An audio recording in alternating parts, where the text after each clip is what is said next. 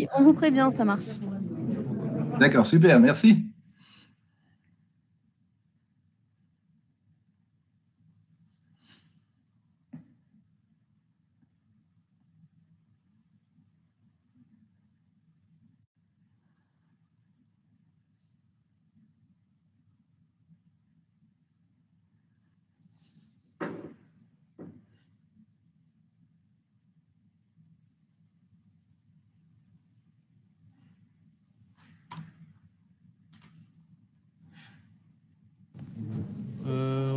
Bonjour monsieur. Oui? On est prêt à reprendre. On est en train de s'installer sur les tables. D'accord, ça marche. Je vous laisse 30 secondes et puis on attaque. Pas de souci. Merci.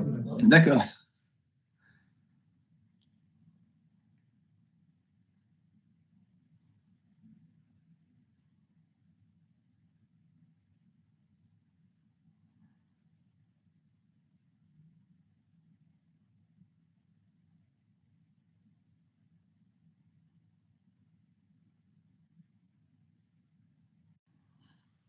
Voilà, donc écoute, on reprend.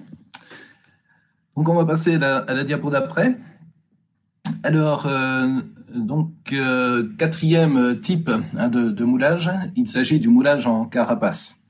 Alors, c'est un petit peu ce dont on parlait tout à l'heure. Donc, on a un outillage chauffé et sous l'effet de la chaleur, le sable lié contre lequel donc, on va appliquer cet outillage chauffé donc, va polymériser, enfin plutôt la partie liant va polymériser et le sable va durcir au contact au contact du modèle métallique chauffé.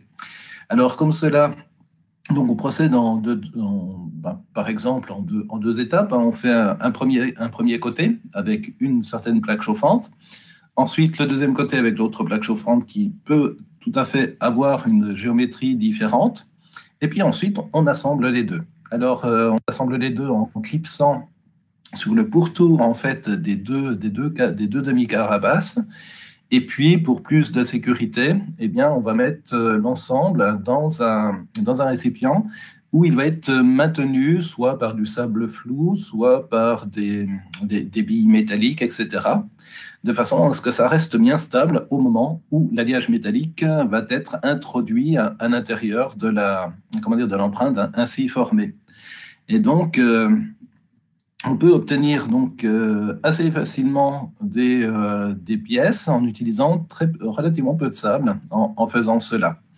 Alors, ici, vous avez ici deux demi-carapaces pour faire une série de 4 pièces, manifestement, donc même 7 pièces, en comptant celles qui sont ici. Et donc, on peut couler de la fonte liquide à l'intérieur de ces carapaces.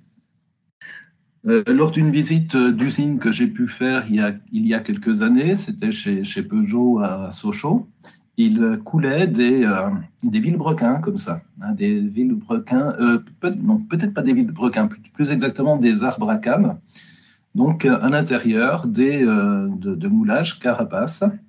Donc elles étaient suspendues, donc en l'air, mais à plan de joint horizontal quand même. Et puis après, bien sûr, ces vilebrequins étaient destinés à être retouchés par usinage pour avoir les bonnes cotes, respecter les tolérances nécessaires au bon fonctionnement de ces arbres à cames. Donc, produit assez simplement, ça doit être de la fonte à graphite sphéroïdale, je pense, si j'ai bonne mémoire. Alors, ce type de moulage, on peut faire donc des moules comme ceci, et puis souvent, c'est utilisé pour réaliser des noyaux. On verra une diapo un peu après, pour faire des noyaux en sable thermodurcissable, comme ça, en sable suivant le procédé Croning, C-R-O-N-I-N-G. Diapo d'après. Alors, le noyautage, après le moulage, donc le noyautage. Le rôle, si on peut le rappeler, c'est donner des formes intérieures à une pièce creuse.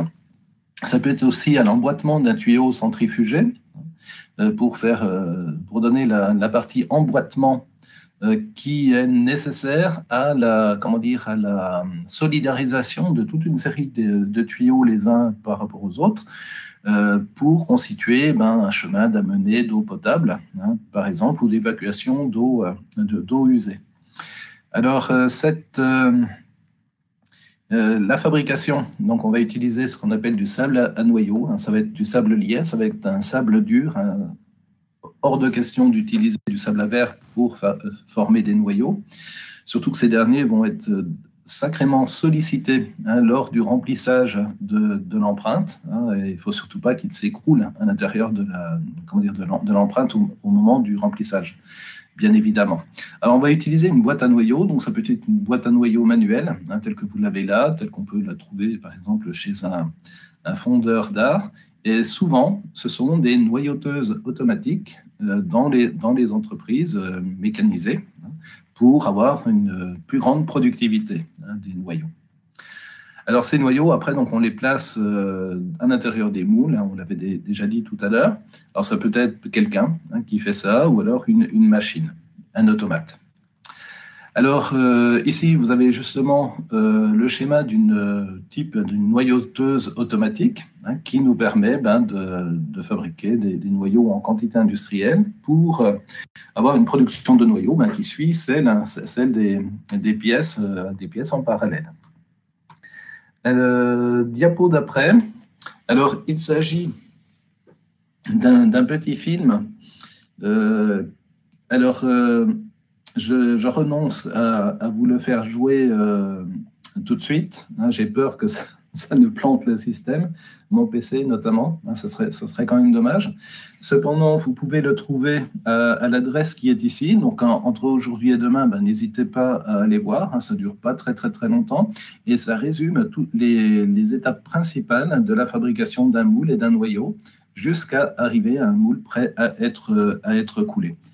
Donc, ça figurera sur le PDF que je vous enverrai à l'issue de cette séance. N'hésitez pas à coller ceci donc, dans votre navigateur et puis voir ce qui va se passer. Donc, avec ce petit film, je l'ai mis l'an dernier. Là, j'ai vérifié que ça fonctionnait toujours, hein, que c'était toujours disponible sur le web. Hein, donc, je vous confirme, ça marche. Tout à l'heure, pareil, hein, il y aura un autre film que je vous inviterai à voir entre la séance présente et puis la prochaine. Il durera peut-être un petit peu plus longtemps, ça va être une dizaine de minutes, hein, l'autre film, pour un peu mieux visualiser, hein, ces opérations de fonderie. Et ça sera plus général, hein, l'autre film, puisqu'il y aura la coulée, etc. Je crois le parachèvement également, hein, des pièces. Voilà, on va passer tout de suite donc, ici, hein, donc, à la deuxième partie concernant le moulage. Donc, après le moulage en moule destructible, là, on va passer au moulage en moule permanent. Alors, un moule qu'on va donc réutiliser un grand nombre de fois. Hein, donc, on peut trouver ça dans différents domaines. Dans la fabrication de pièces unitaires, hein, donc, on va parler plutôt de coquilles, voilà. On va parler de coquilles. Donc ici, vous avez 2 demi-coquilles prêtes à être assemblées, hein, et puis ensuite pour couler donc un alliage métallique à l'intérieur. Alors ces coquilles sont généralement des moules métalliques en acier, en fonte. Dans certains cas, c'est en graphite, non métallique, mais en matériaux réfractaires quand même. Et ces moules donc, sont des moules permanents pour réaliser de grandes séries de pièces. Alors, il existe aussi un type de coulée où on peut parler aussi de coulée en coquille, c'est la coulée centrifuge. En fait, c'est un moule creux, globalement cylindrique à l'intérieur, que l'on fait tourner à assez haute vitesse, hein, plusieurs centaines de tours par minute, si ce n'est plus.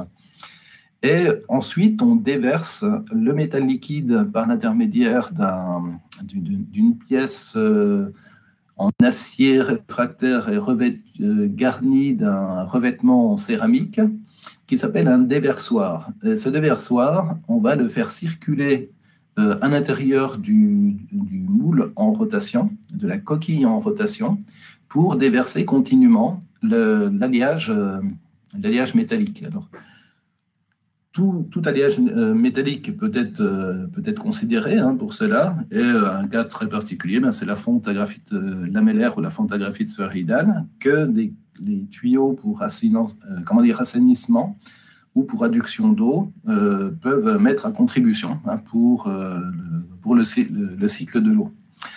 Alors, c'est en faisant cela, donc en déversant un alliage métallique liquide à l'intérieur de cette paroi et tout en opérant une translation à vitesse constante à l'intérieur de ce tuyau, en fait, on va créer une sorte d'hélice jointive, une sorte de gros ressort, mais au spire jointive, de liquide qui va très vite devenir du solide, et puis qui va les spires se soudant plus ou moins les unes aux autres, jusqu'à former un tuyau.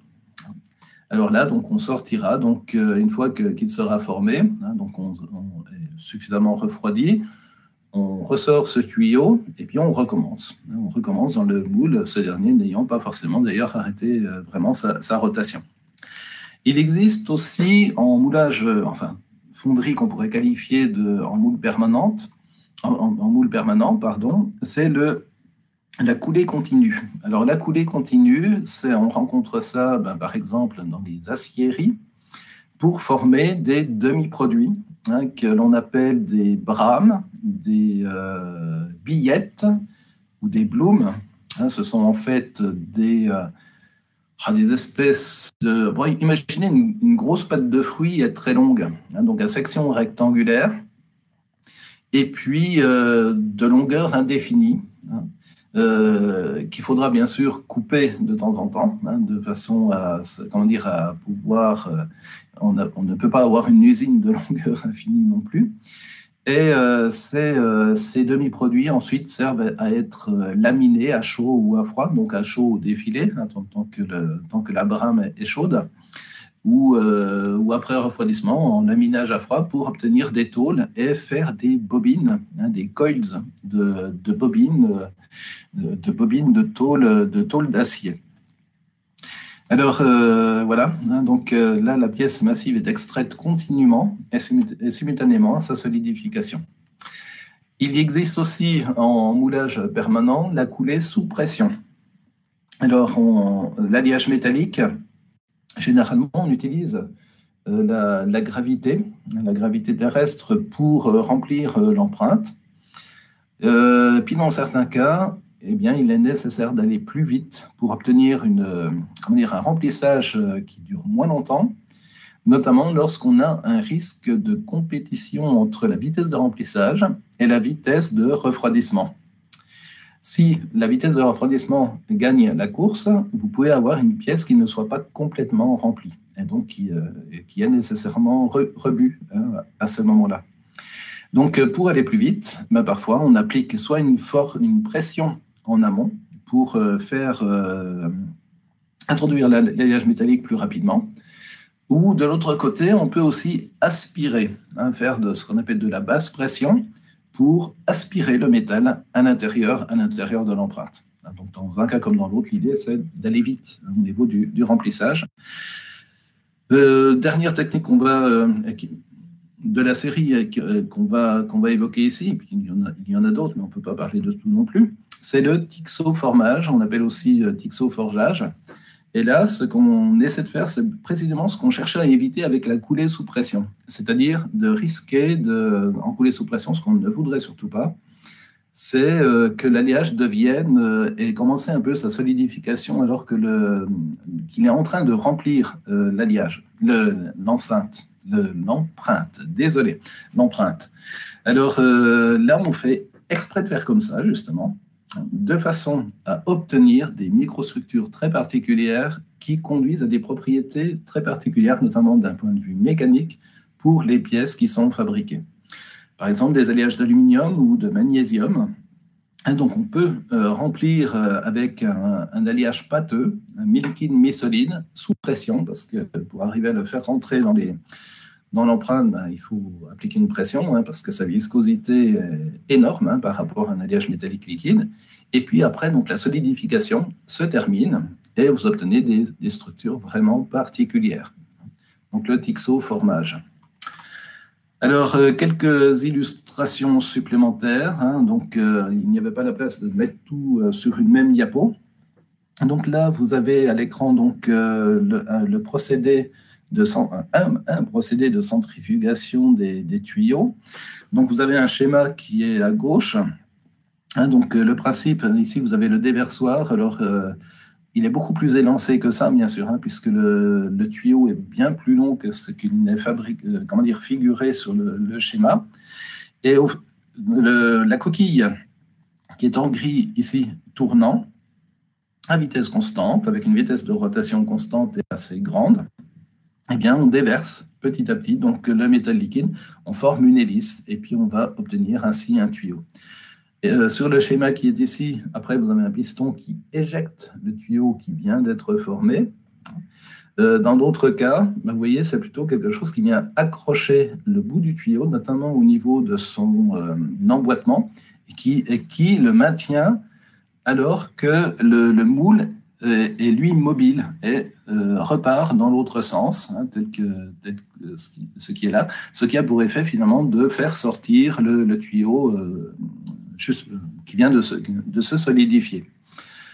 Voilà, et puis après, donc on l'évacue, et puis on recommence. Le déversoir est de l'autre côté de la machine à centrifuger, puis on va recommencer un cycle de fabrication de tuyaux. Alors, c'est un procédé qui est utilisé par plusieurs industriels, dont notre industriel local, ici en Lorraine, en Meurthe-et-Moselle, pour des tuyaux en fontagraphite sphéroïdale ou en fontagraphite lamellaire. Ça dépend du site industriel concerné.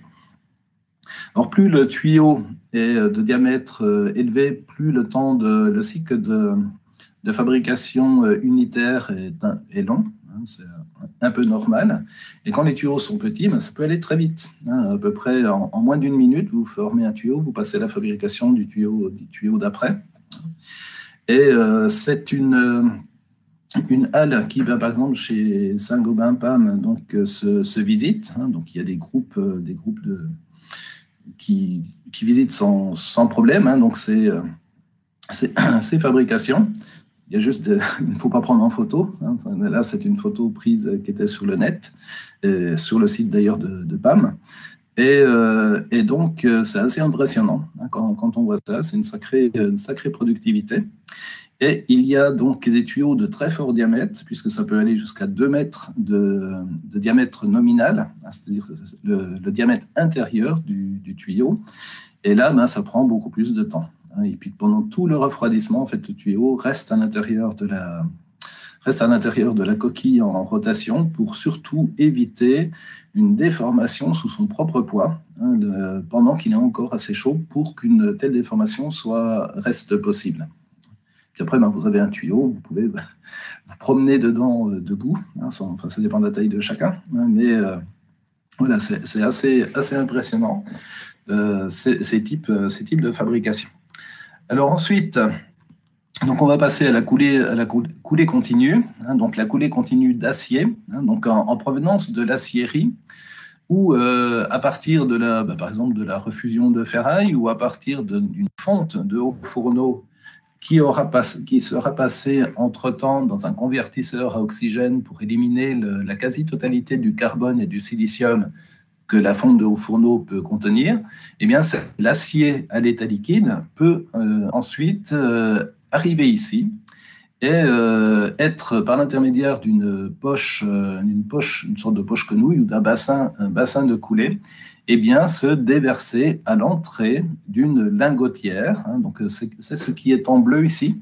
Donc, une lingotière pour une coulée continue verticale. Alors, qu'est-ce qui caractérise ce type de fabrication? C'est que le circuit métallique est à vitesse constante. On alimente tout autant ici que ce que l'on extrait ici en termes de demi-produits solidifiés. Et ce mouvement curviligne, finalement, est continu et à vitesse constante. Donc, on alimente par voie gravitationnelle en acier à l'état liquide, donc le début de la lingotière, ça peut être une lingotière en cuivre refroidie à l'eau, et on solidifie une première peau sur toute la circonférence de la lingotière, et cette peau solide s'épaissit et se décolle assez vite de la lingotière, ce qui permet de limiter comment dire, des risques de collage, etc. En plus, souvent, on utilise un mouvement dit de va-et-vient, donc, qui permet de décoller, d'éviter tout collage, donc de la peau d'acier solidifiée sur la lingotière.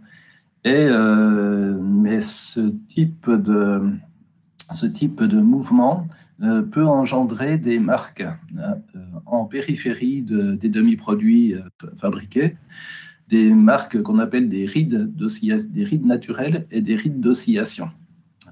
Donc ça, bon, ce sont ce sont des phénomènes de solidification, enfin de macro-solidification, pas très facile à expliquer. Puis c'est pas trop l'objet non plus de ce cours.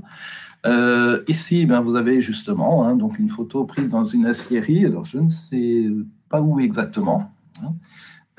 Où vous voyez donc des brames ou des blooms qui sont fabriqués continuellement. Donc les lingotières sont tout au-dessus. Donc là, vous en avez 4 pour 4 demi-produits fabriqués en continu. On profite de leur haute température pour les déformer progressivement, comme ceci. Donc on les déforme en les cintrant ici. Donc c'est l'étape de cintrage. Puis après, on les décintre ici pour les faire redevenir plats et avec une orientation donc horizontale. Une autre photo ici, et puis donc un peu plus loin par là-bas, donc on va procéder donc à la découpe avec des torches plasma, par exemple, en différents morceaux. Alors vous voyez que c'est encore très chaud tout ça, bien sûr. En plus, c'est un peu multicoloré, si j'ose dire. Ça vient du fait que l'acier à ce haut niveau de température, s'oxyde très vite, en sortie lorsqu'il sort de la lingotière.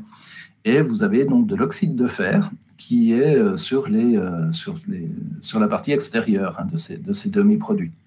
Alors après, il va falloir se débarrasser de la majeure partie de ces oxydes de fer formés. Bon, c'est majoritairement de l'hématite, Fe2O3, pour éviter qu'au laminage qui suivra, on ne risque d'incorporer certains de ces oxydes dans la peau intérieure des futures feuilles d'acier, ce qui nuit bien sûr potentiellement donc aux propriétés mécaniques de l'acier. C'est pareil, donc là, il y a une partie humidité qu'il va falloir gérer, sachant qu'à un moment donné, donc, après laminage, on va obtenir donc, des bobines de feuilles d'acier. Et là, il faut faire attention aux risques de corrosion qui peuvent se manifester en cas de présence de trop d'humidité à ce moment-là. Enfin, voilà, donc c'est assez complexe. Bon, c'est une toute autre échelle que la diapo précédente. Là, c'est vraiment du gros, si j'ose dire. Voilà, le dessin de droite, le schéma de droite représente la coulée continue horizontale, ce qui est un autre procédé. Donc, on n'a pas besoin de cintrer et décintrer. On peut même se débrouiller pour former non pas des pleins, mais des pièces creuses en continu, au défilé, par l'intermédiaire d'une sorte de noyau, tel que vous l'avez ici. Voilà, donc au niveau donc, de la coulée en moule permanent, vous voyez, donc il y a un peu le choix, donc la coulée en coquille discontinue, les coquilles rotatives, les coquilles fixes, donc pour la coulée continue d'acier. Donc voilà. Alors maintenant, on va passer à une autre partie qui concerne la conception des outillages. Donc nous allons parler notamment de mots, enfin plus d'expressions que nous avons utilisées précédemment. On va décrire un peu ce que c'est. Donc il y a le système d'alimentation, le système de masselotage, et puis il y a d'autres éléments qui font partie des outillages. Pas présents tout le temps, mais assez fréquemment rencontrés. On va parler de quelques petits éléments aussi, de disposition des pièces, de tracé des pièces et des systèmes d'alimentation. Le but n'est pas de devenir des as ou des professionnels de la conception des outillages, mais simplement être sensibilisés à ces obligations, en fait, à ces contraintes que peuvent rencontrer donc que rencontrent les fondeurs. Et puis aussi pour bien voir que ça n'est pas si facile. Entrer un alliage métallique liquide dans une empreinte et puis que ça se solidifie, ça se remplisse, ça se solidifie dans de bonnes conditions, c'est tout un art. Donc, on va voir quelques petits aspects justement de ce savoir-faire. Alors, d'abord, donc la mise en plaque. Eh bien, à l'intérieur, généralement, vous disposez d'un châssis, donc d'un format extérieur de moule avec des dimensions relativement précises. Puis, il va falloir faire avec pour la production de pièces d'un certain type que vous désirez réaliser. Alors, ces pièces, déjà, la première question qu'on va se poser, eh bien, est-ce qu'on va la faire toute seule, une pièce par pièce, donc un moule égale une pièce, ou est-ce qu'on va essayer de mettre plusieurs pièces dans un même moule pour gagner en temps et donc en productivité? Alors là, par exemple, on va tâcher de faire 4 pièces en une seule opération de coulée. Et quand on est dans un cas comme ça, il va falloir distribuer du métal liquide. Là aussi, je fais exprès de parler un petit peu comme le fondeur dirait. Distribuer le métal liquide entre les 4 pièces, en essayant de le faire le plus équilibré possible, et puis en essayant de faire en sorte d'utiliser le moins de matière, si j'ose dire, morte après, c'est-à-dire l'alliage métallique qui se retrouvera à l'état de pièces qui ne seront pas vendues aux clients, c'est-à-dire tout ce qui est justement le système d'alimentation. Alors, là, sur cette photo, donc, vous avez en fait un pot de coulée, c'est l'entonnoir dans lequel on va couler l'alliage et qui, au moment où il commencera à se remplir lui-même, ça voudra dire que tout ce qui est en aval a été rempli, donc c'est un indicateur. Et puis le métal va se solidifier, l'alliage métallique va se solidifier en prenant la forme donc de ce pot de coulée.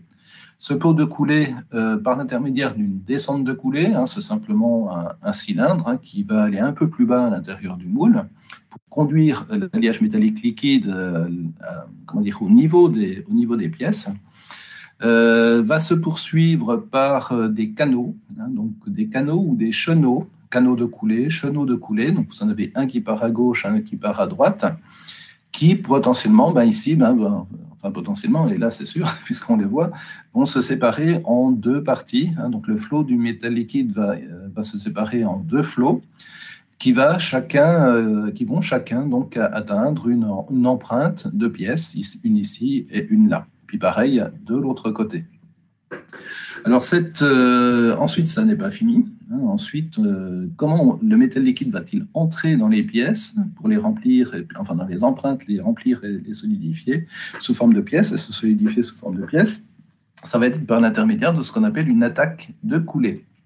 Alors c'est une pièce, une partie du système d'alimentation qui peut se présenter sous cette forme-là. Donc là, vous avez plutôt une attaque dite de type, de type bavure, qui se caractérise par une section qui sera globalement la même que celui du chenal, mais étant donné qu'on va vachement diminuer l'épaisseur, on va plus l'élargir elle-même. Alors pourquoi diminuer l'épaisseur? Ça sera pour faciliter le dégrappage après. Si c'était carrément le canal qui arrivait directement sur la pièce, eh bien on aurait carrément obligation d'utiliser une tronçonneuse pour arriver à séparer la pièce du système d'alimentation. Parce qu'avec une attaque comme ceci, c'est un peu comme si c'était prédécoupé, si vous voulez, eh bien on arrive beaucoup plus facilement et sans outillage particulier à séparer la pièce du système d'alimentation. Donc voilà, le système d'alimentation, c'est tout ce qui est là, le pot de coulée compris, et toute cette matière, eh bien, c'est de l'alliage métallique qui n'ira pas au client. On pourra la réutiliser, elle est toujours à nous, pas de souci. Mais le problème, c'est que pour la réutiliser, il va falloir la refondre. D'où une dépense énergétique supplémentaire par rapport à de la matière neuve. Et puis, une dépense énergétique supplémentaire. Et puis aussi, suivant l'alliage qu'on va couler, eh bien, il y a probablement des étapes de traitement du métal liquide qu'il faudra recommencer. On avait évoqué l'opération d'inoculation pour introduire des germes pour faciliter la cristallisation de certaines phases. Dans le cas des fontes grises, ben, c'est le graphite, notamment. Et toutes ces opérations sont à recommencer. Si bien que plus la masse de système d'alimentation est faible en regard de la masse totale des pièces produites, eh bien meilleur c'est économiquement, énergétiquement, produits de traitement, etc. Et donc, on va s'ingénier, enfin plutôt le fondeur s'ingénie à essayer d'utiliser le moins de matière possible pour cette partie-là en regard de ça et ça, enfin des pièces produites. Voilà, donc c'est un gros motif de réflexion habituellement. Et puis, le plus de pièces aussi on met dans un moule, meilleur c'est ce qu'on a dit au tout début. Donc voilà, donc ce n'est pas quelque chose qui se fait très très facilement. On va voir qu'il y a en plus des règles à respecter. Alors, donc au niveau du tracé de l'empreinte et de la mise en plaque, l'empreinte, on entend par là donc les pièces, mais aussi le système d'alimentation, etc. Donc on va se poser la question du nombre et de l'orientation des pièces, enfin des empreintes qui vont nous donner les pièces. Dépendront de ceci, eh bien, la productivité de la machine, de l'atelier, les bonnes conditions de remplissage et de solidification. Donc, parfois, il ne faut pas chercher à trop économiser la matière parce qu'autrement, ça risque de ne pas bien se passer après. Puis, on risque d'avoir potentiellement, imaginez, 50% de rebut, ça serait la catastrophe. Et puis, on va, malgré ça, en essayant de garder ça, on va essayer de conserver ce qu'on appelle une bonne mise au mille. Alors là, c'est le langage fondeur également. Et qu'est-ce que cela caractérise? Eh bien, c'est en fait tout bêtement le rapport de la masse d'alliage métallique coulé et solidifié au dénominateur et au numérateur de la même fraction. Eh bien, ça va être la masse totale de pièces produites, de pièces finales produites. Il faut idéalement, que cette mise au mille tende vers 1, alors par valeur inférieure, bien évidemment, mais que ce soit très proche de 1, pour justement tâcher d'économiser en termes d'énergie, en termes de traitement du métal. Alors, après ces premières questions, donc, il va y avoir le système d'alimentation. Alors, le système d'alimentation va servir à transférer l'alliage métallique liquide extérieur au moule à toutes les parties intérieures qui vont donner les pièces. Alors, le système d'alimentation commence par un pot de coulée et puis une descente de coulée et des canaux horizontaux. Et suivant la disposition de tout cela, on va se retrouver dans une situation de remplissage en chute ou de remplissage en source. Et dans de nombreux cas, en fait, on commence par la chute, on termine par la source. Alors, qu'est-ce que ça veut dire? Je n'ai peut-être pas. Ah, attendez, je jette juste un petit coup d'œil un peu plus loin. J'ai un trou de mémoire. Est-ce que j'ai quelque chose qui... Ouais, j'aurai quelques exemples pour davantage vous dire ça. Donc, imaginez que le pot de coulée et la descente de coulée arrivent directement dans la pièce qui est juste en dessous. Imaginez que, par exemple, à l'instar d'un puits qui arrive directement dans une citerne par le dessus ou dans une grotte pour les spéléologues, si j'ose dire. Et bien là, c'est le remplissage que l'on ferait par l'intermédiaire de ce puits. En fait, ce serait donc un remplissage en chute. En général, ça n'est vraiment pas conseillé de faire comme ça parce que c'est générateur possible de beaucoup de problèmes. En général, on préférera faire le remplissage en source. Alors, ça veut dire que la descente de coulée va être, comment dire, excentrée par rapport à la pièce. Le métal liquide va arriver plus bas que la pièce et puis va la remplir par le dessous. C'est un petit peu comme si vous aviez l'eau qui remplissait la baignoire par l'intermédiaire du trou d'évacuation. Ce serait ça. Donc un remplissage en source, en général, c'est bien. C'est bien pour la qualité du remplissage, c'est moins bien pour la mise au mille, parce que le système d'alimentation a tendance à être un petit peu plus développé pour arriver à faire ça. Mais en tout cas, pour la qualité, c'est mieux. Et notamment, en remplissage en source, on est presque sûr d'avoir un écoulement laminaire, donc non turbulent, ce qui permet à la fois d'avoir une bonne productivité, parce qu'on élimine, enfin, on évite le plus possible les pertes de charge régulières et singulières. Un écoulement turbulent se freine lui-même, finalement. Donc, si on est en laminaire, on remplit plus efficacement, plus vite. Et puis, si on est en laminaire, on expose moins la surface du métal liquide au contact avec l'atmosphère extérieure. Alors, quand on coule un acier à 1600 degrés Celsius ou une fonte à 1250 degrés Celsius, dans une atmosphère normale, eh bien, qu'est-ce qui voudrait bien se produire? C'est des phénomènes d'oxydation, de nitruration dans certains cas, et donc l'obtention de films d'oxyde qui risquent d'accompagner, même s'ils sont tout petits, peuvent être très néfastes pour après, qui vont accompagner le métal liquide jusqu'à l'intérieur des pièces, générant ainsi des discontinuités matières à l'intérieur des pièces, préjudiciables aux propriétés mécaniques locales de ces mêmes pièces. Voilà. Alors, ce qui peut se produire aussi en écoulement turbulent, c'est que si on est en moule destructible, donc sable lié, on a plus de chances, enfin plutôt de malchance, d'arracher des particules du sable du moule. Et pareil, ensuite, on va véhiculer une partie de ces arrachements, si j'ose dire, même s'ils sont tout petits, vers l'intérieur des pièces et générer ainsi des inclusions. Film d'oxyde, inclusion à 2 dimensions. Les inclusions qu'on a là sont plutôt à 1 dimension, mais potentiellement, elles sont susceptibles de nuire au comportement mécanique de la pièce après. Alors, ensuite, le système d'alimentation.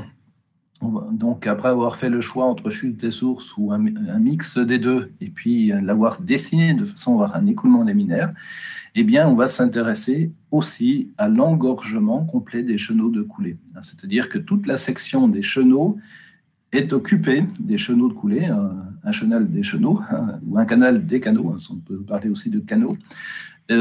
Toute la section de ces canaux est occupée par le métal liquide, si bien que ce métal liquide soutient en tous endroits la voûte de sable lié, ce qui permet à ce dernier de ne pas trop dégringoler à l'intérieur du flot de métal liquide.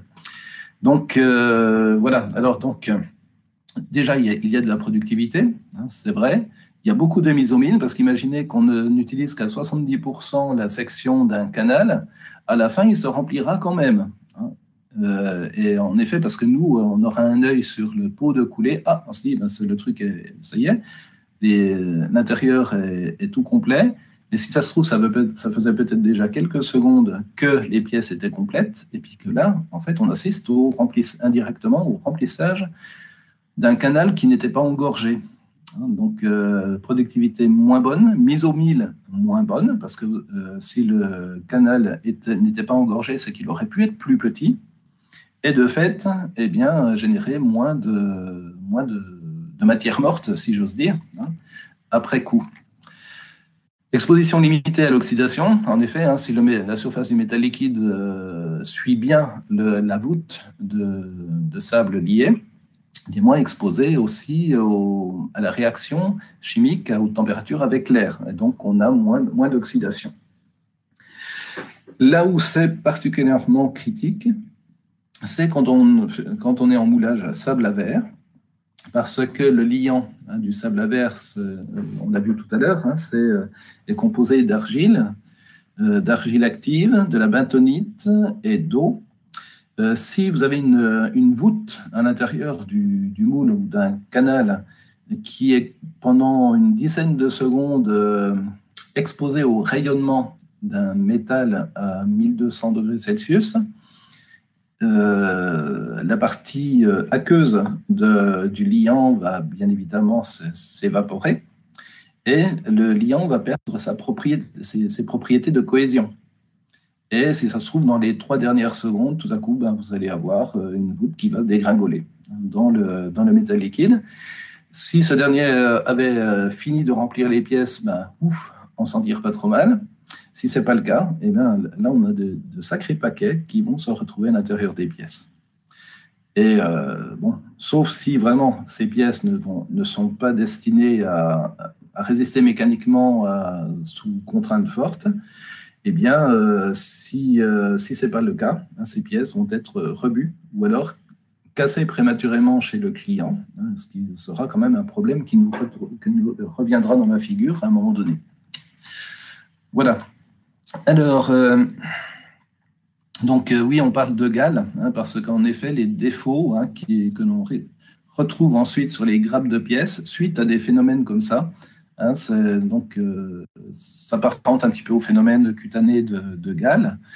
Il y a d'autres choses aussi, enfin d'autres types de défauts que l'on peut rencontrer. Il peut y avoir des défauts de reprise, des défauts de malvenue, des défauts qui sont plus, ces défauts sont plus en rapport avec des problèmes de solidification prématurée. Mais en tout cas, les gales en sable à verre, c'est quelque chose que l'on peut craindre. Il faut se débrouiller pour que le remplissage se passe bien. Et puis, on va préférer aussi un remplissage équilibré des pièces.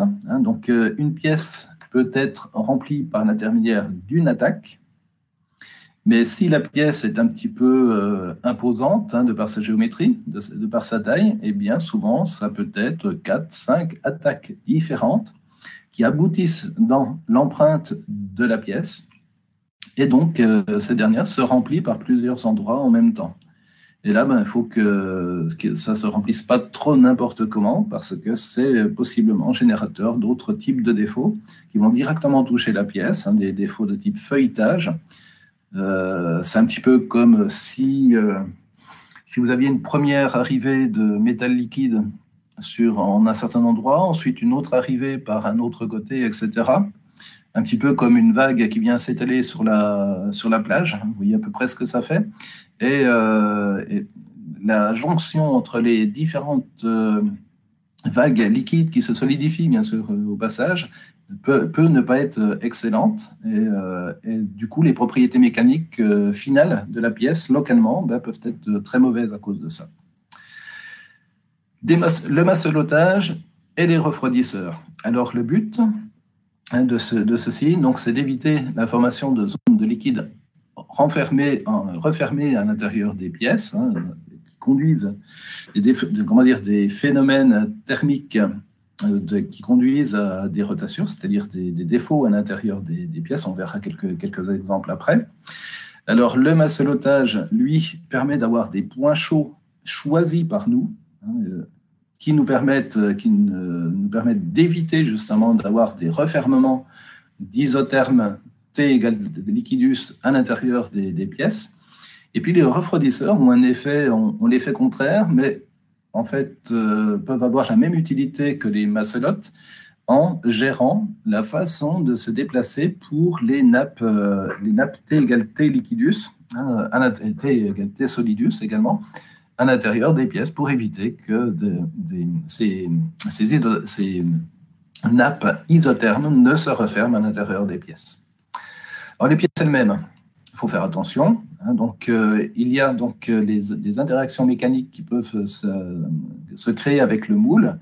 On les avait un petit peu évoquées tout à l'heure. Et ces interactions mécaniques, comment ça va se produire? Donc, au tout début, tout va bien parce que l'alliage métallique liquide se met partout, et puis il n'y a pas hormis des histoires de turbulence, d'usure de moule ou de choses comme ça, il n'y a pas de véritable interaction mécanique. Mais une fois que la solidification est faite, et puis ensuite que le refroidissement commence, la rétraction thermique en tout lieu des pièces elles-mêmes et puis des systèmes d'alimentation est susceptible de contribuer à une sorte de lutte entre le moule et la masse, la grappe de pièces métalliques au niveau des interactions mécaniques entre les deux. Et ça peut conduire à, alors si on est en moule destructible, à la destruction locale du moule, mais ça, on s'en fiche un peu, puisque de toute façon, il sera détruit à un moment donné. Mais le moule peut encore résister assez pour générer, ou plutôt induire, l'émergence et puis le développement, l'intensification de contraintes à l'intérieur des pièces. Et comme les pièces ne sont pas encore mécaniquement au meilleur de leur forme parce qu'elles sont encore chaudes, on peut assister à des déchirements locaux, donc des ruptures locales à chaud dans ces pièces. Et à ce moment-là, donc, on parle de criquage à chaud, de fissuration à chaud. Et quand ça arrive, bien sûr, la pièce est bonne à repartir à la refusion elle ne peut pas être vendue au client. Alors ensuite, qu'est-ce que j'ai fait? Non, c'est bon. Donc, les grappes entières hors noyau, donc les demi-moules destructibles sont démoulables des plaques modèles. Donc, il faut respecter certaines règles de tracé de façon à ce qu'on puisse retirer sans les abîmer les demi-moules depuis leur plaque modèle. Alors, cela suppose donc notamment le respect de ce qu'on appelle d'angle de dépouille. Vous comme moi, petit, on a pu être à la plage et puis on a formé des pâtés de sable avec de l'outillage plastique pour faire des châteaux. Et vous rappelez qu'il y avait des angles, il y avait des angles de dépouille qui permettaient en effet de sortir, ne serait-ce que les seaux qu'on utilisait, sortir donc le sable compacté sans qu'il ne se détruise. En fonderie, c'est exactement ça. C'est pareil. Donc, il faut pouvoir sortir l'outillage de fonderie depuis en dehors du moule sans détruire ce dernier. Et puis, quand on est en moulage coquille, il faut pouvoir sortir la pièce solidifiée de la coquille en respectant des règles similaires à celles du moulage destructible. Alors, au niveau toujours du tracé ou du dimensionnement des pièces, là où il va falloir faire attention, il faut se rappeler que la peau extérieure des pièces de fonderie, en général, n'est pas très très belle. Donc, il faut s'attendre à devoir enlever de la matière par usinage, de façon à ce que le produit soit présentable. Si on met directement un revêtement dessus, non, on n'en a pas besoin. Mais dans certains cas, donc, il faut faire ça. Et puis, il y a des pièces qui ont des surfaces fonctionnelles et qui doivent respecter certaines tolérances géométriques. Et pour ça, il faut... Donc, pour cela, il faut éliminer il faut prévoir le retrait au refroidissement. C'est-à-dire que les parties extérieures de l'empreinte se doivent d'être légèrement surdimensionnées par rapport aux cotes de la pièce finale qu'on désire obtenir. Donc, pour ces deux raisons, on a parlé de l'enlèvement matière pour arriver à un état de surface convenable, mais surtout la rétractation thermique une fois que la solidification est faite.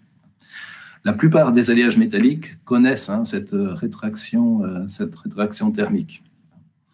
Il y a des alliages qui gonflent un petit peu comme l'eau qui gèle. Dans le cas donc, de certains ferreux, les frontographites notamment, et la graphite sphéroïdale en particulier, mais la plupart des alliages métalliques donc, se rétractent thermiquement au cours du refroidissement post-solidification. Et après, il ne faudrait pas que les pièces, bien sûr, deviennent trop petites par rapport à celles qu'on voulait. C'est évident. Voilà. Ensuite, Alors, le tracé brut de la pièce doit être adapté à la fabrication par fonderie. Il faut, alors, la fonderie, si on revient aux origines, on a un alliage métallique liquide qu'on entre dans une empreinte pour qu'il s'y solidifie. Cela passe par des échanges thermiques avec le moule, notamment, les noyaux, éventuellement aussi. Et ceci dit, il faut aller assez vite au niveau du remplissage pour que ça ne risque pas, cette solidification ne risque pas de se faire prématurément avant qu'on ait fini de remplir l'empreinte, auquel cas vous obtiendriez des pièces de fonderie non finies, non entières. Donc, il faut faire gaffe. Il ne faut pas que les parois soient trop fines. Donc, la possibilité de retirer l'outillage de fonderie, on en a parlé. La pièce du moule permanent, on en a parlé également. De moulabilité, un terme qu'on n'a pas cité, mais voilà, on peut en parler. Et puis, éviter donc les contraintes thermomécaniques qui risquent de conduire à du criquage à chaud. Alors, par exemple, qu'est-ce que l'on va tâcher de faire? Eh bien, on va essayer de respecter des angles de dépouille. Donc, on en voit quelques-uns sur cette pièce-là. Bon, c'est assez léger. En général, ce ne sont que quelques degrés, mais il ne faut pas que ça soit... On n'a généralement pas d'angle droit.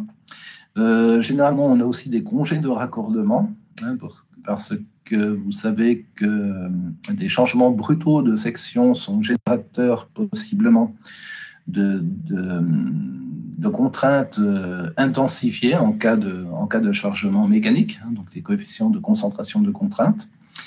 Et puis, au niveau du design, on va essayer de se débrouiller pour que le retrait thermique ne s'accompagne pas peu de trop d'interactions avec le moule. C'est pour cela que, par exemple, une roue avec les bras qui sont ici, on désire qu'il ne soit pas tout droit, mais au contraire un petit peu incurvé, de façon à ce qu'au moment du retrait à l'état au refroidissement, si l'anneau qui est ici est bloqué, ne peut pas bouger, eh bien, les bras qui sont là ne se retrouvent pas en tension. Il suffit qu'ils changent un peu leur courbure et ils évitent, ils échappent à une mise en contrainte de traction qui pourrait être trop importante, qui pourrait résulter en du criquage. Pareil pour la roue qui est ici.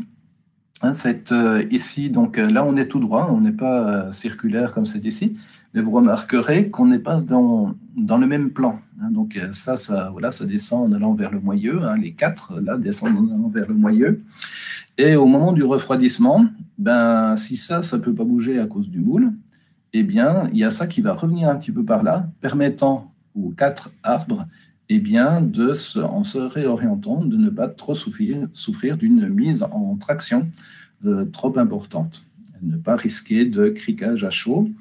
On aura remarqué également qu'il y a des congés de raccordement ici, là, et puis bien sûr ici, il y en a tout partout, pour éviter que de la fissuration, du criquage ne puisse se faire ici aussi. Voilà.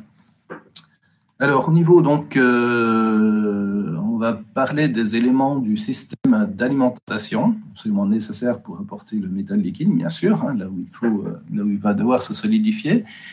Alors, les éléments de vocabulaire sont les suivants. Donc, on parle d'entonnoir de coulée ou de pot de coulée. C'est l'entrée, en fait, l'entrée du moule. C'est là où on réceptionne le jet du métal liquide en provenance de la poche de remplissage ou de la poche quenouille. Une poche quenouille, c'est une sorte, imaginez une baignoire avec son bouchon d'évacuation sur lequel il y aurait un manche. Si vous tirez sur le manche, vous retirez le bouchon et puis vous avez l'eau de la baignoire qui coule. Et là, à bien plus haute température, c'est ce qu'on exploite pour procéder à des remplissages contrôlés des moules qui se succèdent les uns aux autres en dessous de la poche. Voilà, donc le pot de coulée réceptionne le jet du métal liquide.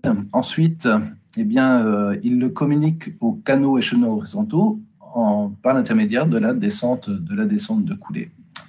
Alors parfois c'est direct, c'est quand on est en coulée en chute. Quand on est en coulée en source, tout au moins partiellement en source, donc on utilise une descente de coulée. Alors la descente de coulée, donc c'est un peu le premier couloir, si j'ose dire, un couloir généralement donc, vertical et cylindrique, et qui nous amène donc le métal liquide qui accélère, hein, puisqu'il descend, il tombe littéralement sur, je sais pas, une ou plusieurs dizaines de centimètres, jusqu'à un endroit où il va carrément changer de direction. Alors, pour repartir à l'horizontale. Alors, généralement, ce que l'on fait, c'est que l'on prévoit ce qu'on appelle un cul d'œuf, c'est-à-dire c'est une cavité semi-sphérique qui permet de calmer le métal liquide quand il est brutalement arrêté par la paroi horizontale et qu'il doit se réorienter en direction des canaux.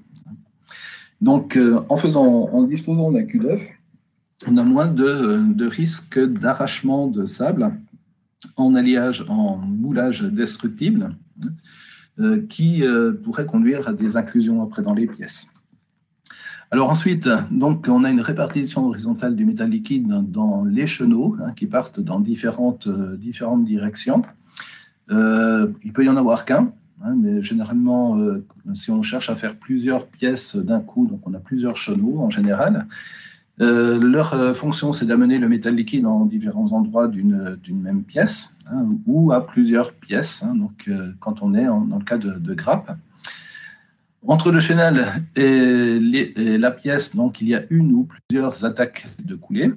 Donc, elles ont des liaisons, elles se caractérisent par des liaisons biseautées qui permettent de faire communiquer les chenaux, partie épaisse de l'attaque, c'est le côté épais de l'attaque, et la pièce, donc c'est la partie fine de l'attaque, c'est là où on espère pouvoir casser facilement l'attaque et obtenir une pièce presque sans trace en sa surface, là où il y avait l'attaque. Une géométrie qui facilite le dégrappage, bien sûr, donc le tronçonnage au plus près de la pièce, et puis après, donc, le reste, c'est aussi de l'ébavurage pour éliminer les reliquats, en fait, d'attaques de coulée qui resteraient en surface, et puis éventuellement les fameuses infiltrations au plan de joint.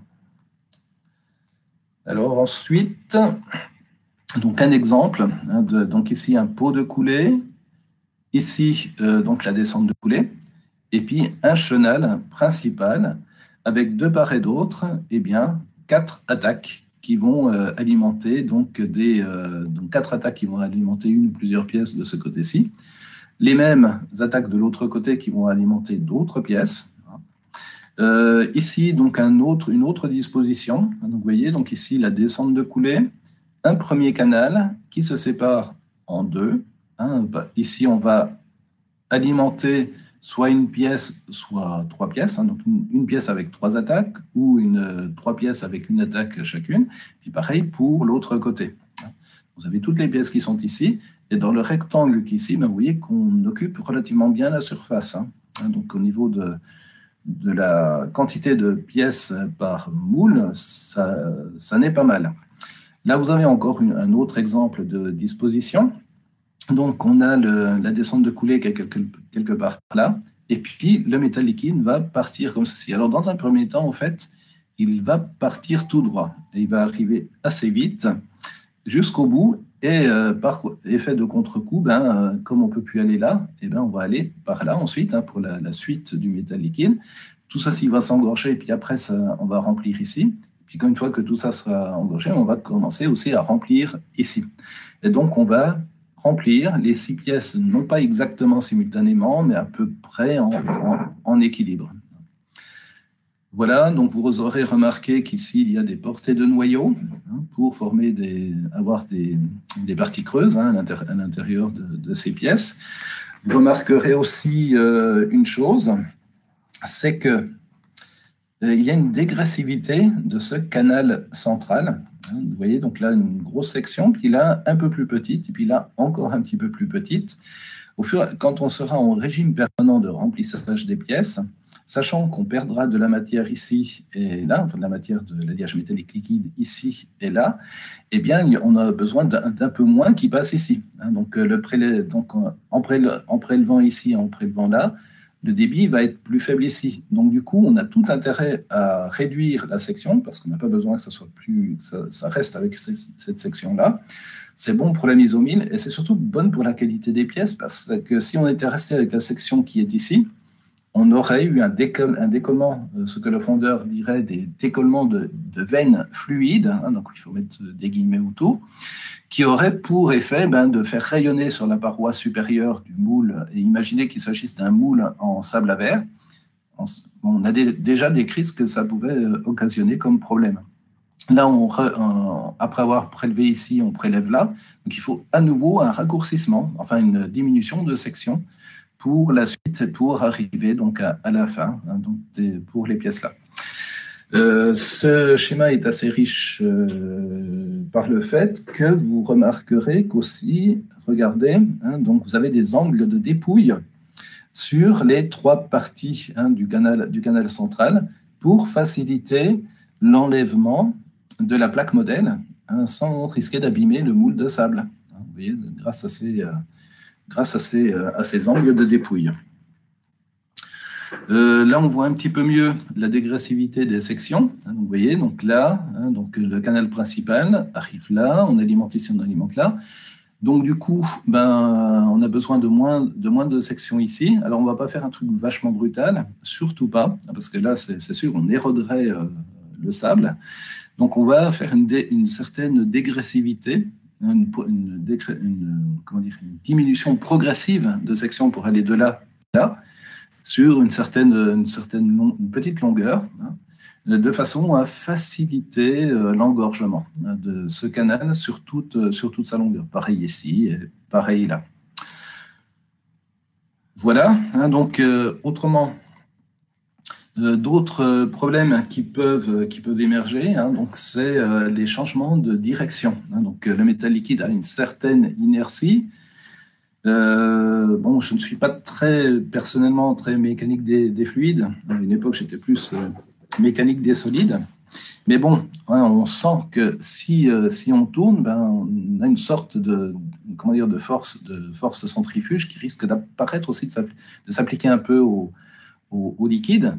Et de fait, on risque de décoller, cette fois-ci, non pas de la paroi horizontale, mais la paroi verticale dans le creux du virage, si j'ose dire. Et là, donc, la sanction risque d'être la même. Hein, c'est-à-dire que cette paroi non horizontale mais verticale risque, si elle est faite en sable à verre, eh bien, se dessécher et tomber hein, par le manque de soutien du métal liquide qui passe au large hein, de cette paroi. Donc, pour éviter ça, il y a des règles à respecter. Il faut que le changement soit suffisamment progressif pour qu'on reste engorgé depuis ici jusque-là, hein, donc avec des règles de tracé un peu de ce genre-là.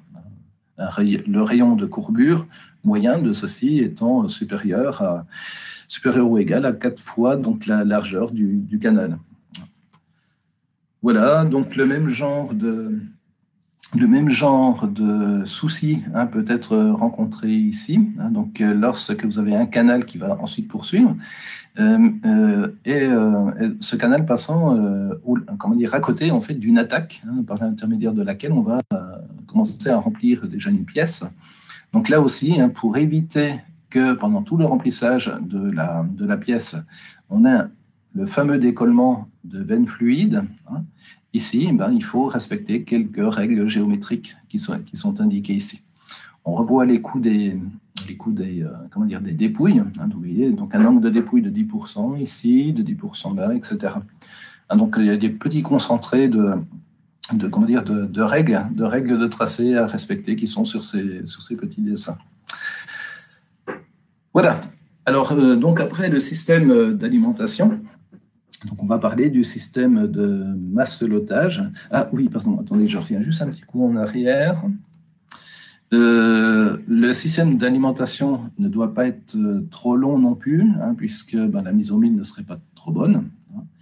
Et puis également, vous avez des pertes de charge régulières. Hein. Plus le trajet est long, plus on va perdre en pression hein, au niveau du remplissage et ce sera plus long à remplir pour remplir l'intégralité hein, de l'empreinte.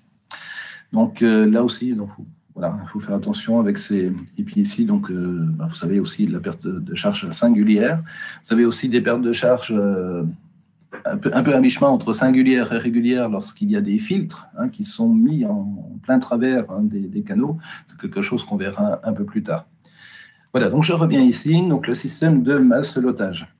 Alors l'idée, c'est d'éviter ce genre de défaut. Donc ici, vous avez une pièce de fonderie. Comme ça, à l'extérieur, on ne voyait rien, mais si on la tronçonne, qu'on la polie un peu, eh bien, on regarde, on voit qu'il y a des trous à l'intérieur. Donc ces trous proviennent du retrait au cours de la solidification. L'alliage métallique liquide a une certaine densité, et quand il passe à l'état solide, en général, la densité est plus forte. Alors, si le volume reste constant, vous imaginez bien que passer d'une densité de 6,9 grammes par centimètre cube à du 7,2 grammes par centimètre cube, à volume constant, ça s'accompagne de création de vide. C'était le cas d'une fonte. C'est masse volumique, celle d'une fonte. Et donc, vous avez des creux qui sont susceptibles de se faire.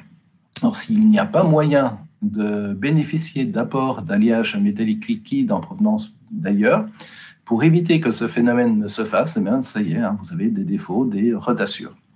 Alors, on parle de micro-rotassures, macro-rotassures, méso-rotassures, etc.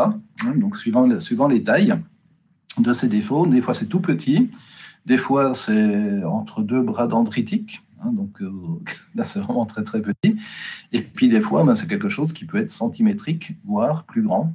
Donc les pièces de plusieurs tonnes qu'on a vues en photo au tout début de ce diaporama, si c'est mal calculé, vous pouvez avoir des rotassures gigantesques. Voilà. Alors, à l'intérieur de ces rotassures, c'est super joli en général. En effet, si vous regardez, ne serait-ce déjà en microscopie optique, mais on est un peu gêné par la faible profondeur de champ, mais si vous regardez au MEB en mode électron secondaire, pour bénéficier d'une profondeur de champ assez grande, regardez, c'est super chouette. On voit les dendrites qui étaient en train de se développer, et puis qui arrêtent leur développement faute de métal liquide. Donc c'est très joli, mais c'est pas bon du tout pour la santé, bien sûr pour la santé de la pièce, métallurgique de la pièce, et puis surtout pour ses propriétés. On peut même se retrouver à limite un peu déséquilibré s'il s'agit d'une pièce qui est destinée à tourner à haute vitesse autour d'un axe. Donc on ne sait jamais, ça peut potentiellement avoir un balourd qui puisse apparaître dans un tel cas. Voilà, alors donc il faut éviter ceci. Alors comment on va faire ça? On va constituer une réserve de liquide en position moyenne plus haute que la pièce à protéger, ce soit carrément au-dessus de la pièce, ou alors c'est juste à côté de la pièce, mais avec une partie de ce réservoir qui est situé au-dessus de la pièce, de façon à ce que la gravité terrestre, tout naturellement, amène du métal liquide où on en a besoin dans la pièce. Alors, cette réserve de métal liquide, on va se débrouiller pour qu'elle fonctionne jusqu'à la fin du besoin, c'est-à-dire que ça doit être impérativement le dernier volume liquide qui va se solidifier, tout en restant en communication avec la pièce, de façon à continuer cette alimentation en alliage liquide juste de la zone de fin de solidification dans la pièce. Et ainsi éviter donc que le retrait de la solidification ne laisse un creux dans la pièce. Cette rotassure se forme dans la masselotte.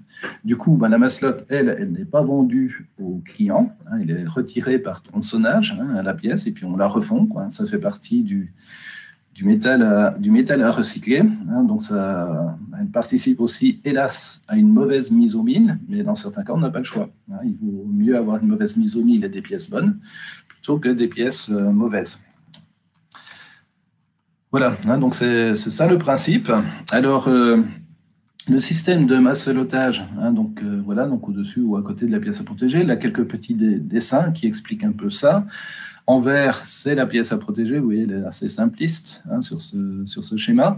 Donc, la masselotte, on peut la mettre, alors idéalement, on la met dessus. Alors là, on est sûr que gravitationnellement, donc le liquide de la masselotte va venir remplir la pièce là où elle aurait tendance à manquer de liquide. là aussi, hein, et puis pareil ici. Et puis, dans certains cas, on préfère la mettre de côté, mais avec une majorité du volume de la masselotte situé au-dessus de la pièce. Ici et là, hein, parce que voilà, hein, si vous la mettez en dessous, c'est plutôt la pièce qui va servir de masselotte à la masselotte. Hein, voilà. Alors, donc, pourquoi parfois on préfère faire ça plutôt que ça ou ça? Eh bien, c'est pour des raisons de démoulage ou plutôt d'incorporation en fait de l'outil qui va donner la cavité masselotte, hein, l'empreinte de la masselotte, à la plaque modèle. Dans certains cas, ça, ce n'est pas possible. Et puis, c'est possible en la mettant de côté.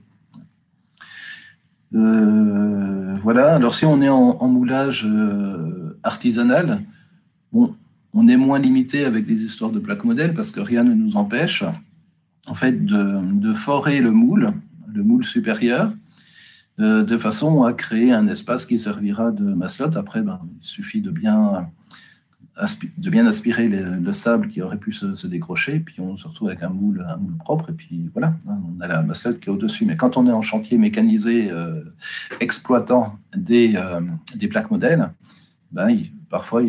souvent, il faut mettre la masselotte de côté, comme ceci. Alors, la masselotte, elle va avoir... qu'est-ce qu'on peut dire? Donc, il faut faire attention aussi. Il va falloir la retirer une fois que la grappe... Enfin, que le moule aura été défoncé et puis que l'on aura décoché les pièces, enfin la grappe de pièces, séparer la masselotte de la pièce, c'est une opération qui peut s'avérer un petit peu délicate parce que la liaison entre la pièce et la masselotte ne peut pas être aussi fine que dans le cas d'une attaque de coulée qui sert à remplir la pièce. En effet, imaginez que la liaison entre masselotte et pièce se solidifie avant que la pièce ne termine de se solidifier elle-même. Le métal liquide de la masselotte ne pourra pas venir remplir la zone en déficit de métal liquide dans la pièce. Hein. Le passage sera obstrué, sera solidifié, il n'y aura plus moyen, même si la masselotte est encore à 75% liquide. Donc, c'est forcément plus large. Le col entre les deux est forcément plus large. Ça risque d'être plus difficile de séparer la masselotte de la pièce. Alors, la masselotte, ça n'est pas n'importe quoi. Hein, donc, il faut bien calculer son volume et son facteur de forme de façon à avoir suffisamment de liquide pour continuer d'alimenter les parties de pièces en souffrance de métal liquide. Et puis, par ailleurs, il faut que son module de refroidissement soit adapté pour qu'elle soit bien la dernière partie de l'empreinte à se solidifier. Au moment où elle se solidifie, la pièce est censée être entièrement solidifiée. Donc, voilà, hein, donc la géométrie, la taille de la masselotte, ce sont des choses qui se calculent. Hein. Souvent, on s'intéresse donc au... comment on peut dire? On s'intéresse c'est ça, au module de refroidissement. Le module de refroidissement, c'est un quotient qui fait intervenir le volume de la pièce par la surface d'échange thermique avec le sable. C'est-à-dire, tout ce qui est, par exemple, la surface qui sépare la masselotte de la pièce ne compte pas dans ce calcul. Hein, c'est juste la surface de contact de la masselotte avec la pièce, avec le sable, avec le moule.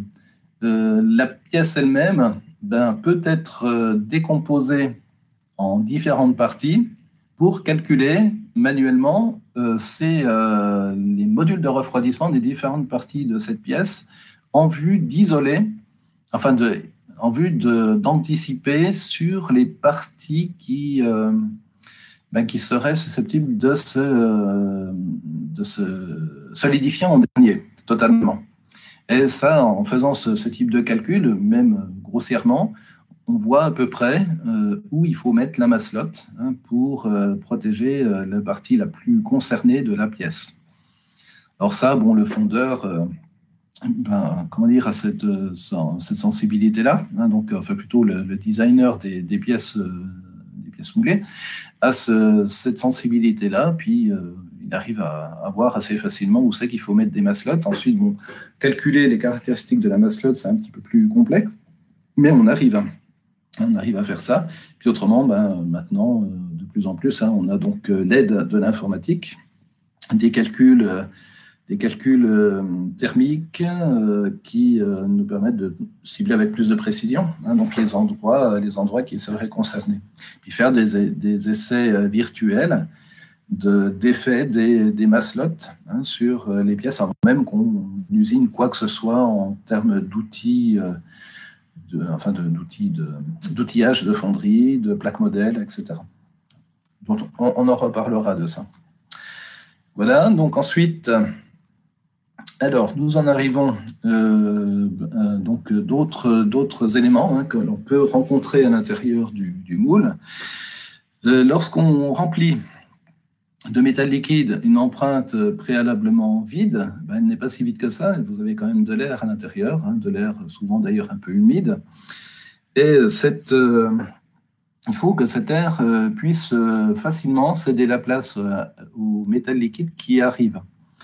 Alors, il est important que cela se fasse bien, hein, parce que si vous avez une contre-pression d'un gaz comprimé quelque part à l'intérieur de l'empreinte, cela va ralentir, hein, donc le remplissage, nuire à la productivité et possiblement risquer de faire, si j'ose dire, vaincre la cinétique de refroidissement contre la cinétique de remplissage. Et on risque d'arriver donc à des pièces non totalement remplies, non totalement complètes, hein, bien sûr, après solidification. Alors, quand on est en moule destructible, eh bien, le sable lié à une certaine perméabilité. Bon, c'est surtout vrai en sable à verre, en général, donc ça va, voilà, hein, ça va assez bien. L'air s'échappe en volume au travers du moule. Par contre, si le sable a été très serré pour essayer de lutter contre l'apparition de retassures dans le cas des fontes à graphite sphéroïdale, ou si un poids de charge a été mis sur la partie supérieure du moule, eh bien, il est possible que cette perméabilité soit insuffisante. Hein, donc, à ce moment-là, il faut prévoir si j'ose dire, des sorties de secours pour l'air, hein, sauf qui peut, l'alliage métallique arrive. Ces sorties de secours, en fait, on appelle ça des évents. Ce sont simplement des trous très longs et puis à faible section qui communiquent carrément avec l'extérieur. Et là, donc, l'air peut s'échapper très, très facilement. Ces évents sont absolument nécessaires quand vous êtes en coulée, en coquille, bien évidemment, parce que l'acier de la coquille ou la fonte GL de la coquille ne permet pas l'évacuation de l'air. Il faut impérativement des évents. Voilà. Alors, si cette évacuation des gaz est insuffisante, hein, donc de l'air, regardez le type de défaut auquel on peut arriver. Là, c'est quand même catastrophique. Hein, c'est un petit peu non pas le bêtisier, mais le bestiaire des défauts de fonderie, hein, donc des grosses soufflures, hein, que vous avez là. Il y en a une qui est débouchante ici même, hein, carrément, hein, sur cette pièce-là. Un phénomène aggravant, ça peut être aussi la présence d'humidité à l'intérieur. Donc, non seulement vous avez l'air, mais vous avez de l'eau. Et cette eau, hein, donc, en se gazéifiant, va vous générer énormément de gaz. Vous allez passer d'une phase dense à une phase non dense. Et c'est vraiment susceptible de former plein de soufflures. Alors, les soufflures, donc, ces défauts-là, elles ont des petites sœurs qui s'appellent des porosités, hein, porosités gazeuses. Hein, donc, ce sont des défauts gazeux également, hein, qui sont à peu près sphériques, un petit peu comme les soufflures qui sont là. Les porosités, c'est plus souvent en fait lors de la solidification, hein, les gaz qui étaient encore en solution dans le métal liquide, mais à l'équilibre, hein, donc peuvent être rejetés par le passage de l'état liquide à l'état solide, sachant que la solubilité des gaz chute terriblement lorsque la matrice d'accueil passe de l'état liquide à l'état solide. Et là, donc, c'est d'autres types de défauts, hein, des porosités. Bon, elles sont quand même moins gênantes que les soufflures, mais quand même, hein, ça n'est pas trop bon pour ça n'est pas trop bon pour les propriétés mécaniques de la pièce après. Alors, au sujet de ces défauts gazeux, bon, il faut savoir que ce n'est pas toujours le même gaz, hein, qui est fautif. Et souvent, avec un examen attentif des surfaces, des soufflures ou des porosités, eh bien, on peut savoir s'il s'agit de vapeur d'eau à l'origine, ou simplement d'air, ou de dioxyde de carbone, ou d'autres choses, ou de diazote, ou de dihydrogène, suivant l'état d'oxydation, hein, de l'intérieur de ces défauts gazeux. Donc, si c'était du dihydrogène, alors c'est d'un éclat métallique impeccable. Hein.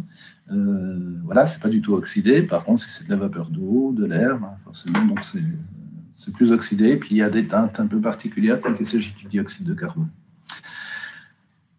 Voilà, autrement, donc, parmi les éléments qu'on peut trouver à l'intérieur des empreintes, hein, donc, il y a donc les filtres, hein, on les avait évoqués tout à l'heure, regardez un peu à quoi ça peut ressembler. Donc, si vous avez des filtres alvéolaires, alors c'est l'impression que ce sont une sorte d'éponge, hein, et leur fonction, hein, il y a une fonction mécanique, c'est-à-dire d'arrêter dans le flot du métal liquide qui traverse ces filtres, les particules un peu, comment dire, les plus grossières, hein, des grains de sable, etc.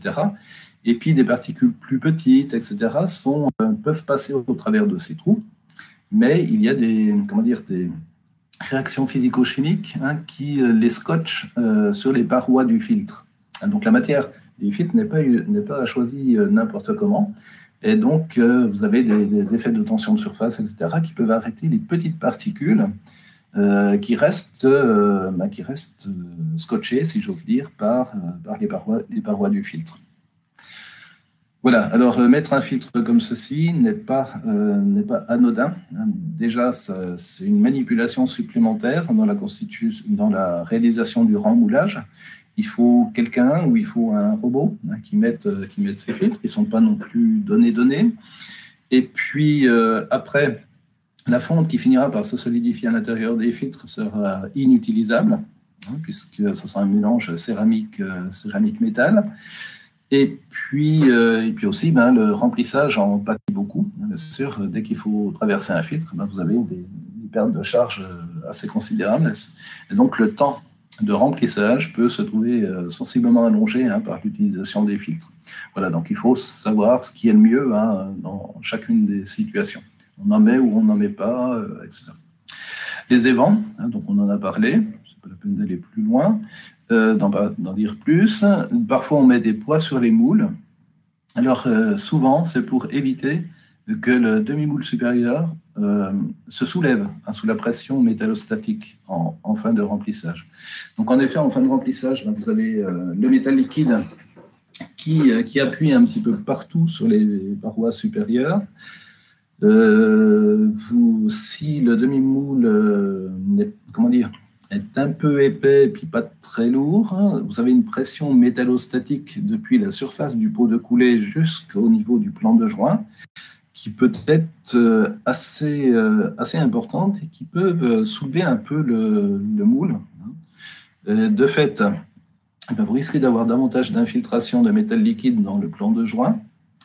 Et puis, ça va vite se solidifier, mais surtout, ce qui est bien plus grave, hein, c'est que les formes des pièces s'en trouvent modifiées. Donc, en général, tout est à refondre dans un cas pareil. Voilà, donc les poids sur les moules, donc pour contenir le gonflement des fontes à graphite sphéroïdales, hein, pour limiter les retassures, et puis aussi tâcher de discipliner les dimensions, hein, des pièces qu'on fabrique en fonte GS. Parfois, on est obligé de faire ça. Ensuite, donc, une petite diapo là qui permet de faire un bilan, hein, d'une bonne partie de ce dont on a parlé, hein, dans le cas de grappes réelles. Hein, donc, vous avez une grappe ici assez particulière. Vous avez différents types de pièces qui sont fabriquées dans une même même, comment on va dire ça, oui, dans un même moule, si j'ose dire, avec le pot de coulée, une descente de coulée qui va jusque là. Puis vous voyez, donc on a plusieurs étages de remplissage des différentes pièces qui sont là. La mise au mine n'est sans doute pas très très bonne. Il aurait sans doute pu y avoir moyen de faire autrement, possiblement, mais bon, tout dépend de ce qu'on cherche à faire aussi. Vous voyez, une alimentation à 2 attaques ici, à 4 attaques là, une seule attaque ici pour la pièce qui est ici, etc. Voilà. Et puis à droite, le pot de coulée solidifié, donc remplissage total, la descente de coulée, 2 canaux qui passent ici et là, et puis un remplissage de cette pièce-là. Il y avait sans doute un noyau qui était ici pour donner cette forme creuse, et puis des macelotes. Donc vous avez 3 macelotes pour protéger des endroits qui manifestement risquaient d'être touchés par le phénomène de retassure, et au-dessus ces petits machins-là, c'était possiblement des évents. Donc les évents allaient sans doute juste beaucoup plus haut, donc ils ont été cassés. Voilà, il en reste quelques bouts. Alors les évents aussi, bien sûr, se remplissent et puis participent un petit peu à la réduction de la mise au mille, eux aussi. Alors les macelotes, vous voyez qu'elles sont latérales, elles ne sont pas au-dessus de la pièce, elles sont latérales. C'est sûr, il y en avait peut-être une en plus ici, c'est possible.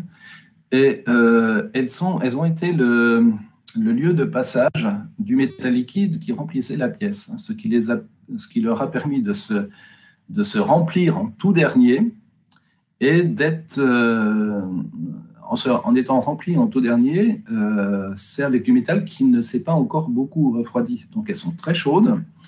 Et de fait, elles sont encore plus efficaces pour alimenter la pièce en cours de solidification, qui était un petit peu plus en avance, du coup, en cours de sa solidification. Alors ça, c'est de la coulée. Donc là, c'est une partie coulée en chute. Et puis après, quand vous arrivez ici, vous remplissez dans un premier temps en chute la pièce. Et puis une fois que c'est rempli jusqu'à peu près au niveau du banc de joint, pour continuer de remplir là, c'est en source. Tout ça, on arrive à la fin, presque à la fin. J'ai presque terminé pour cette première journée, cette première séance, si j'ose dire. Donc, les macelotes qui se remplissent tout à la fin sont remplis exclusivement en source, vous voyez. Et puis bien sûr, les évents, jusqu'à arriver presque au-dessus. Entre la partie supérieure de l'évent et puis le pot de coulée, bien sûr, il y a très très peu de pression métallostatique. Et comme l'évent est à grande section d'échange avec grande surface d'échange avec le moule, et puis faible section, bien son module de refroidissement le prédestine à se solidifier très vite. Dès que le métal arrive là-dedans, ça y est, ça va se solidifier presque instantanément. Donc, c'est sûr, ils n'ont peut-être même pas été cassés, c'est peut-être pas monté, ça n'a pas pu monter jusqu'en haut. Entre-temps, ça a bien servi d'évacuation des gaz, de l'air qui était présent à l'intérieur de l'empreinte. Alors, voilà, donc on va s'arrêter aujourd'hui avec cette diapo 44, puis on verra la suite après. Alors, là, vous avez donc une deuxième adresse web que je vous invite à regarder. Ça ne dure pas très longtemps, vous voyez, c'est juste 10 minutes pour voir beaucoup de choses sur le début et la fin, la concrétisation des pièces moulées, dans un cas réel. Voilà, écoutez, demain, donc, on recommencera à 8h30.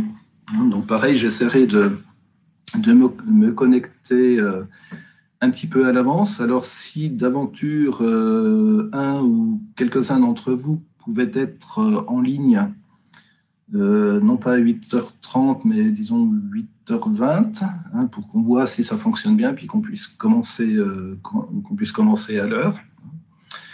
Voilà, alors entre-temps, les diapos qu'on a vues jusqu'à présent, Mais après déconnexion, donc je vais en faire un PDF. J'ai vos adresses email, donc je vais vous envoyer un lien pour télécharger. Donc c'est ce premier lot de diapos, plus j'avais prévu, il me semble que j'avais quelque chose d'autre à vous passer. Ouais, je verrai. En tout cas, bon, il y aura déjà ces diapos-là que vous pourrez télécharger, hein, si vous voulez les revoir un petit peu ce soir, en vue de me poser des questions demain matin, pourquoi pas. Voilà. Alors, je ne sais pas si à ce stade, je ne sais pas si vous avez des questions. Peut-être on va réfléchir pour demain, si des gens auront des questions à vous poser, je pense. D'accord. Ben, écoutez, ben, ça marche, oui. Pas de Et fil. puis, ben, comment? Non, en fait, j'ai mon PC, tout le monde quitte la classe, c'est pour ça. Ah, d'accord. Ok, oui, désolé, parce que j'entends le son de façon hachée. Oui, d'accord. Ben, écoutez, je vous souhaite une bonne soirée et puis à demain. Merci vous aussi, monsieur. Merci beaucoup. À demain, monsieur. Merci beaucoup. Au revoir, à demain.